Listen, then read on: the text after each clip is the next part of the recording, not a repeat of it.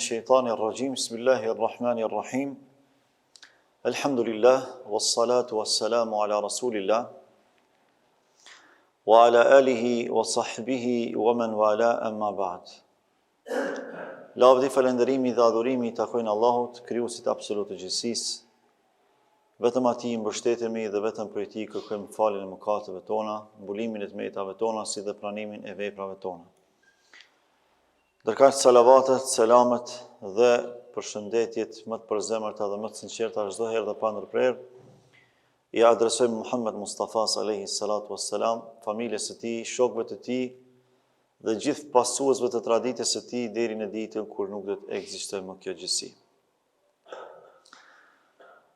Besimtarë nderuar, në vazhdon e trajtimit të ligjëratave rreth jetëshkrimit të Muhammed Mustafa sallallahu alaihi wasallam,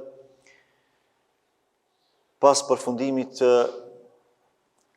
trajtimit të asaj se si kanë vuajtur shumica e sahabëve, në veçanti disa prej tyre me vuajtje të tmerrshme, me tortura shumë të rënda, tani kalojmë në një fazë të re, gjithashtu të vuajtjeve, të sakrificave të shumta, me të cilat janë ballafaquar sahabët e nderuar në krye të tyre pejgamberi jon i dashur Muhamedi alayhi salatu wassalam. Fjala është për hijretin e parë që ka ndodhur për në Habeshe apo për në Abisini, pasi që janë vështirësu edhe gjërat më elementare të jetës, pra nuk kanë pas mundësi më as edhe çka me ngrënë, çka me pi, për shkak të embargos që ja kanë shkaktuar politeistët muslimanëve, e mos flasim për shkak të dhunës fizike e psiqike që e ushtronin ndaj tyre. Atëherë pejgamberi Allahut sallallahu alaihi wasallam e urdhëron një grup prej muslimanëve për të shkuar dhe për të emigruar në Abisini apo në Habeshe, në Etiopinë e sotme. Dhe këtë javë vetëm do të trajtojmë si hyrje të kësaj faze të re, të sfidave dhe të vështirësive, për të kaluar javën e ardhshme inshallah më në detaje. Para së gjithash dua të përgjigjem në 3 pyetje kryesore. E para, pse ndodhi hijreti? E dyta, pse u dërguan pikërisht këta persona që nuk ishin të dobtit e shoqërisë, por ishin të fuqishmit nga radhët e muslimanëve? Dhe e treta, pse pikërisht Habeshe apo Abisinia? Pse nuk ndodhi hijreti i parë në një vend tjetër, por në këtë vend? Fillimisht duhet ta kemi parasysh se në këtë fazë të vështirësive të shumta, muslimanët ende nuk ishin të lejuar që të luftonin, pa të vetë mbrojshin, sepse ishte faza e durimit, ishte faza e edukimit shpirtëror. Dhe Allahu i Madhërisëm, ndonë se ka fuqi për të bërë çdo gjë, ai nuk krijoi asnjë mrekulli që t'i shkatronte politeistët apo t'i mbronte e t'i bënte që të triumfonin muslimanët kundrejt tyre. Sepse Allahu kësaj dëshironte që t'ua mësonte durimin muslimanëve. Ajo që do të ndodhte në të ardhmen e afërt dhe të largët kërkon durim, kërkon kalitje. Dhe është interesante se arabët asë kohë ishin gjendje që të duronin çdo lloj sakrifice, çdo lloj sprove përposhtë nënçmimit. Pra ishin gjendje që të jetonin në skamje të mëdha, ishin gjendje që ballafaqoheshin me të lashe të shumta, por kur ishte në pyetje nënçmimi, nuk ishin gjendje që ta përballonin atë. Andaj Allahu i Madhërisëm sikur dëshironte që t'i mësonte muslimanët që të duronin, edhe përballë atyre që ju nënçmojnë, edhe përballë atyre që ju etiketojnë me etiketime të ndryshme, ju duhet të duronin. Nga se ideali juaj fisnik duhet t'i kaloj të gjitha këto lloj pengesash eventuale që për dikë mund të duken si të patejkalueshme. Por realisht ato bëhen lehtësisht të tejkalueshme atëherë kur bëhen për hir të Allahut të Madhërisëm. Gjatë kësaj kohe ajetet që zbrisnin ishin kryesisht ajete që këshillonin në durim, që këshillonin në urtësi, në largpamësi, dhe kurse si nuk lejonin që muslimanët të zhvillonin ndonjë luftë. Siç ishin për shembull ajetet ku Allahu i Madhërisëm i thot pejgamberit ton dashur sallallahu alaihi wasallam, wa a'rid 'anil mushrikin inna kafeynaka al-mustahzi'in. Ti thjesht anashkaloj, ktheu shpinën mushrikëve, politeistëve, mos u merr me ta, mos ju kushto vëmendje dhe rëndësi, ne të mjaftojmë ty përballë atyre që tallen me ty.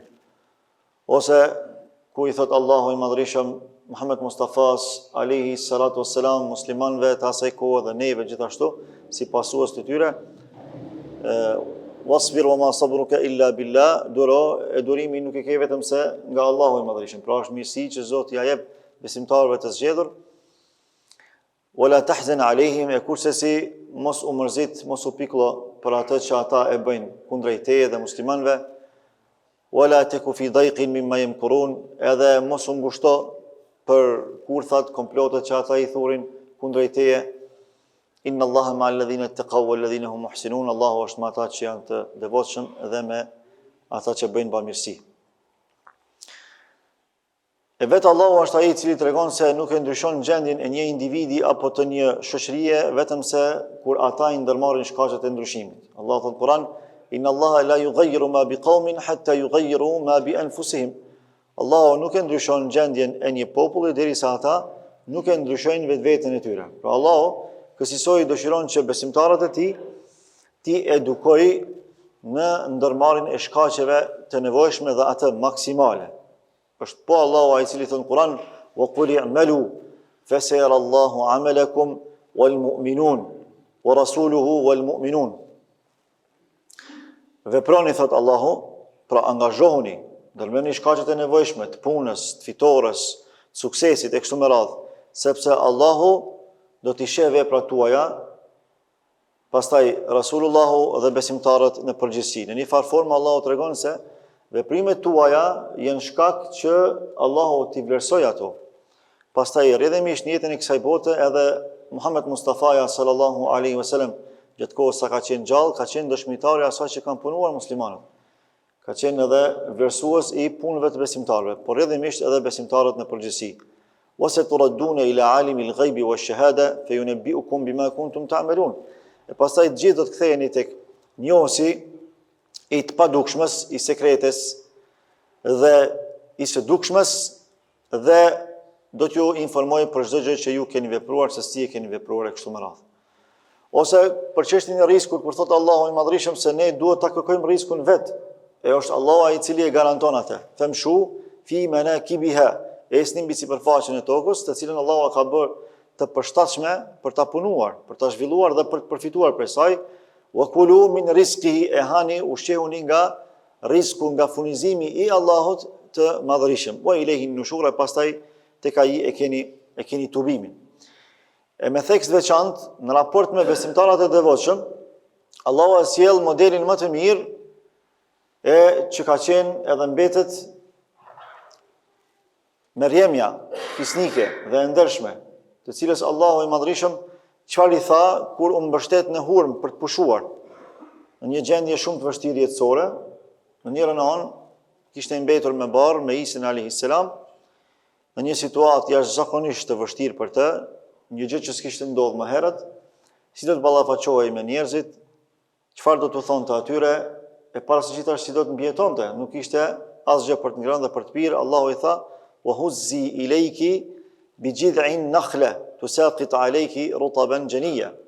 Ti thjesht shkunde trungun e hurmës, e pastaj Allahu ty do të jep prej hurmave të freskëta. Tani logjikisht edhe gjithë ata që e dinë këtë çështje, nuk ka mundësi hurma me u shkund, sepse trungu i hurmës është shumë i fuqishëm.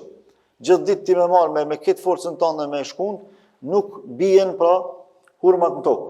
Por Allahu dëshiroi që t'ja mësoj Merjemes së ndershme dhe neve gjithashtu që ne duhet të ndërmarrim shkaqet, edhe të suksesit, edhe të riskut, edhe të fitores, edhe të shëndetit dhe çdo gjë tjetër. Pa marrë parasysh se sa të ditur e sa të devotshëm mund të jemi. Thjesht ne duhet bëjmë pak angazhim, Allahu pastaj i garanton të tjerat. Pra kësaj Allahu deshi muslimanëve në këtë fazë të re dhe shumë sfiduese që t'u mësonte në nivel pak më të lartë të durimit dhe të përkushtimit. Prandaj i urdhëroi përmes Muhammed Mustafa sallallahu alaihi wasallam që të emigronin nga Meka në Habeshe apo në Abisini. Ekzistojnë disa ajete kuranore që e dëshmojnë këtë ngjarje, pra ngjarjen e emigrimit nga Mekka në Abisinie, që kjo ka qenë emigrimi i parë që ka ndodhur në historinë islame. Allah për shembull në surën Az-Zumar thot: "Qul ya ibadi alladhina amanu ittaqu rabbakum", o robërit e mi të cilët e keni frikë Allahun, pra ruheni nga haramet. "Lilladhina ahsanu fi hadhihi ad-dunya hasana", ata të cilët bën mirë, vepruan mirë në jetën e kësaj bote, për ata ka mirësi të madhe. Allahu ka garantuar mirësi shtesë. "Wa ardullahi wasi'a", e toka Allahut është e gjerë. "Innama yuwaffa as-sabiruna ajrahum bighayri hisab", pa dyshim se Allahu durimtarët i shpërblen pa hesab, pa limit. Ky ajet ka zbritur konkretisht për Gjaferin, pra djalin e Axhës së Muhammed Mustafas, vllaun e Aliut radhiyallahu anhu, të cilin e ka urdhëruar pejgamberi Allahut së bashku me disa prej muslimanëve tjerë që të emigronin për në Habeshe. Ose në ajetin tjetër të surës An-Nahl, Allahu thot: "Walladhina hajaru fillahi min ba'di ma dhulimu", ata të cilët emigruan për hir të Allahut, pasi që u dhunuan, pra pasi që atyre u bë padrejtësi, "lenubawwi'annahum fid dunya hasana", ne atyre do t'ju garantojmë mirësi në dynja. Kjo është fjala për mirësinë që do të vijë më pas, e që është Medinja, pra sistemimi edhe vendosja në Medinë, ku edhe do të fillonte ndërtimi i shtetit islam. "Wala ajrul akhirati akbar", pa dyshim që shpërblimi i ahiretit është shumë më i madh, "law kanu ya'lamun", sikur ta dinin ata një gjë të tillë mirëfillim. Pra këto janë disa prej argumenteve që tregojnë se çështja e emigrimit është çështje e vërtetë, është e saktë, s'ka dyshim në të, për në Habeshe, në Abisinia apo në Etiopinë sotme. Tani të fillojmë secilën pyetje, ta trajtojmë një nga një me përgjigjen më adekuate, inshallah taala. Pse ndodhi hijreti? Pse u paraqit nevoja që muslimanët me bëjnë hijret nga Mekka në Medinë? A është për shkak të vështirësisë ekonomike, a është për shkak të përfitimit të ndonjë njohurie shtesë që nuk ka mundur të arrijë atë në Mekë, as njëra as tjetra. Po nuk është çështja ekonomike që i ka shtyr muslimanët me shku me bëjë hijret në Habeshe, ndonse kanë qenë duke vdekur urije dhe etje. As nuk është arsyeja e kërkimit të ndonjë diturie të veçantë, ajo që i ka shtyr muslimanët me shku në Habeshe, sepse më të diturin e kanë pasur me vete, e i ka qenë Muhammed Mustafaja alayhi salatu wassalam. Arsyeja kryesore është kjo, që dietarët e trajtojnë gjerë dhe gjatë: ruajtja e fesë së Allahut dhe vazhdimësia e adhurimit të Allahut. Pra shkaku i emigrimit të muslimanëve nga Mekka në Habeshe ka qenë vetëm synimi i garantimit të jetëgjatësisë së adhurimit të Allahut prej muslimanëve. Por në qoftë se ndodh ndonjë rrezik eventual ku muslimanët do të vriteshin, edhe se pejgamberi Allahut ka qenë i garantuar nga ana e Zotit që një gjë e tillë nuk mund të ndodhë, pra nuk mund të shuheshin në tërësi. Por Allahu përmes kësaj ngjarje dëshiron të na mësojë neve rëndësinë e çështjes së ndërmarrjes së shkaqeve, pa marrë parasysh se sa të sigurt mund të jemi në jetë. Por çfarë do çështje jetësore? Ne duhet të ndërmarrim masat maksimale dhe shkaqet maksimale të realizimit të projekteve tona jetësore, në veçanti të projekteve që kanë të bëjnë me kauzën islame. Për këtë arsye, pejgamberi Allahut i ka urdhëruar disa prej sahabëve me shku me emigru në Habeshe, që nëse neve na ndodh diçka, le të ekzistojë një grup atje, të cilët do ta vazhdojnë misionin e Allahut.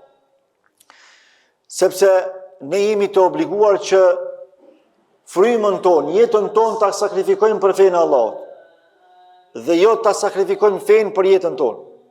Nga sa asgjë nuk është më e shtrenjtë se sa feja. Feja është lidhja mes teje dhe mes Zotit. Për këtë lidhje mes nesh dhe mes Allahut, ne jemi krijuar realisht. Pra gjithë kjo gjithësi që ekziston për neve me na i përmbush gjitha nevojat e kërkuara që ne me adhuru Allahun lirshëm, me adhuru Allahun ashtu siç ai e meriton dhe ashtu siç ai prej nesh kërkon.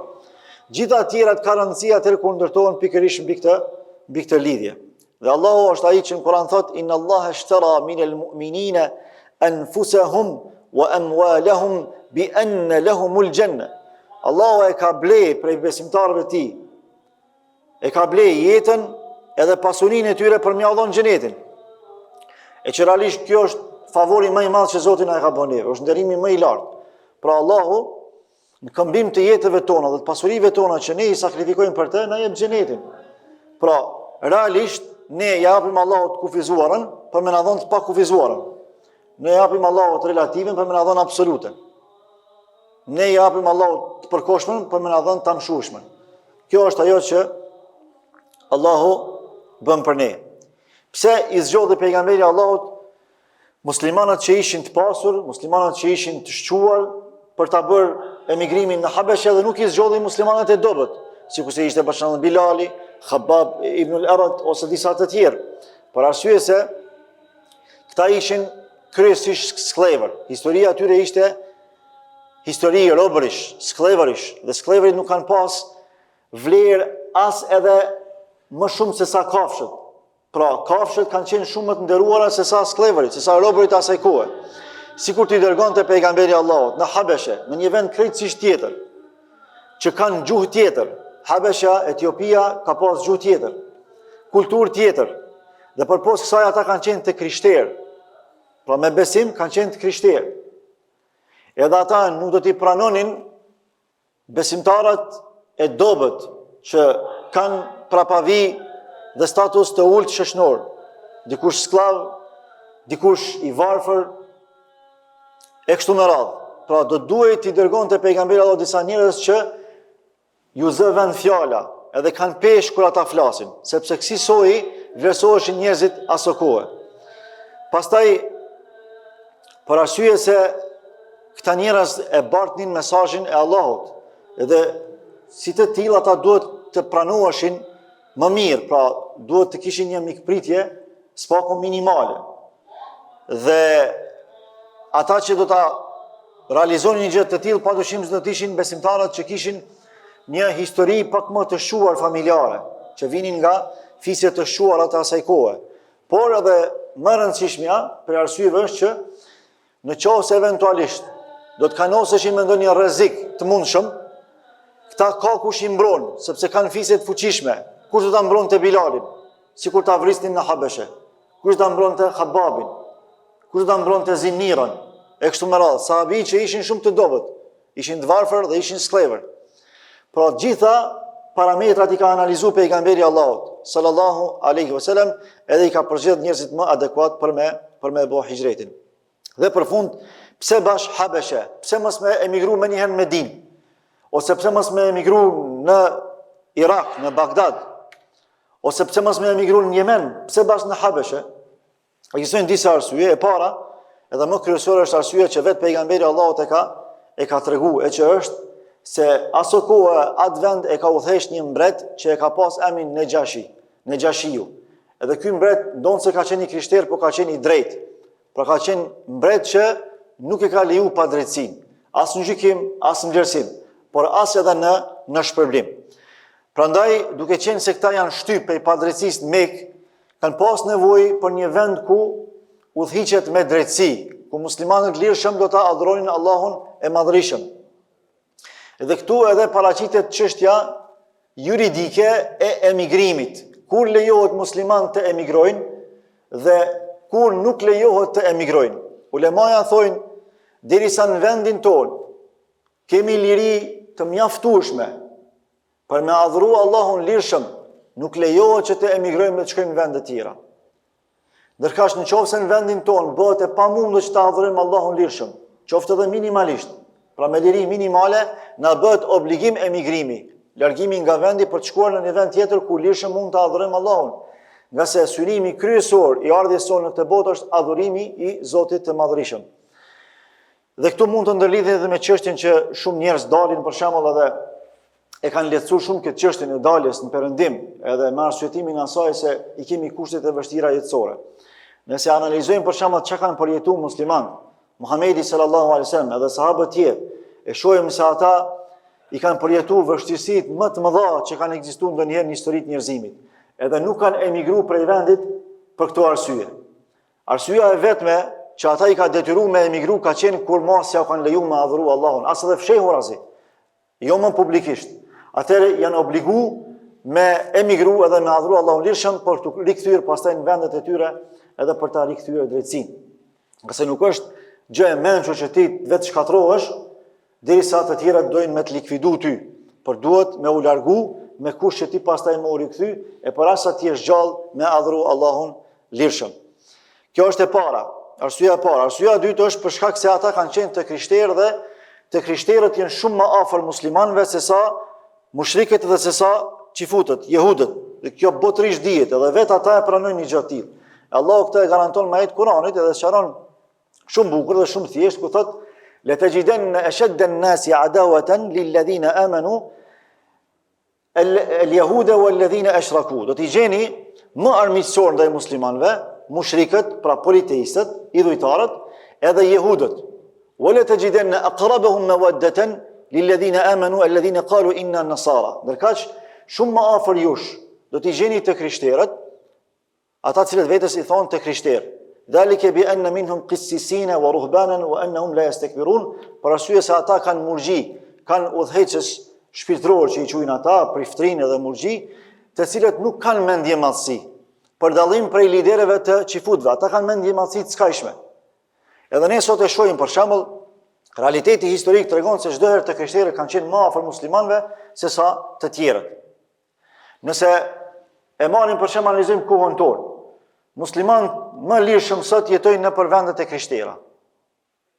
Pra e manifestojnë besimin e tyre lirshëm, ndërkaq një gjë e tillë s'mund të ndodhë në vendet ku udhëhiqet nga qifutët. S'ka mundësi.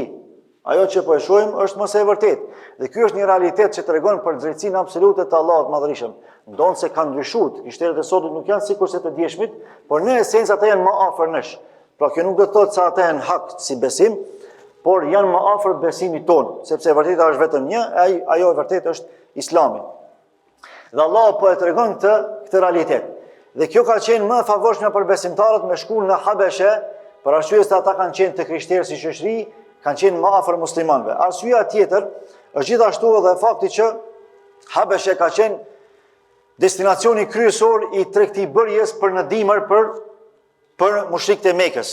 Pra kanë pas një lidhje të veçantë politike edhe ekonomike mes Mekasve edhe mes Habeshes.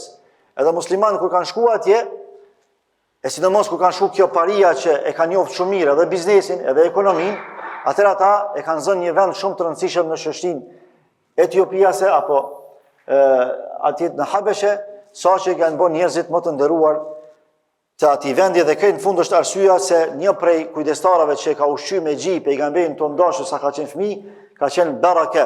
E ka pas emrin Baraka apo Ayman, e cila ka qenë nga Habeshe dhe ajo vazhdimisht i ka folur pejgamberit tonë dashur për realitetin e Habeshes, se sa vend i mirë është, sa atje ka drejtësi, sa atje është një mbret që udhëheq me drejtësi, edhe shpesh herë ka gatuar edhe bukë, një lloj buke që është bukë me origjinë nga Habeshe. Pra ka pas një lloj afërsie, një lloj relacioni pak më të veçantë me Habeshen, edhe ka pas informacione për atë. Pra janë 4 arsye kryesore.